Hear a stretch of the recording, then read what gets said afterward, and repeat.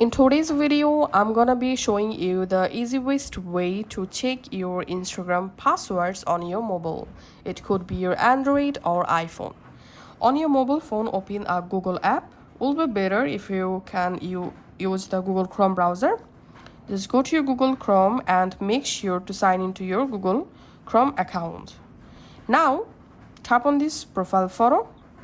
In here, tap on Google Password Manager and you directly jump into your Google Password Manager. Here tap on the search passwords and type here Instagram. And if you ever set your Instagram account passwords to Google Password Manager, here you will find instagram.com. Just tap on that.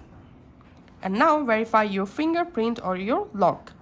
And then here you get your Instagram username and your Instagram password. To make the password visible, just tap on this little eye icon and your password will be visible. So that's how you can actually get our Instagram saved password. Thanks for watching.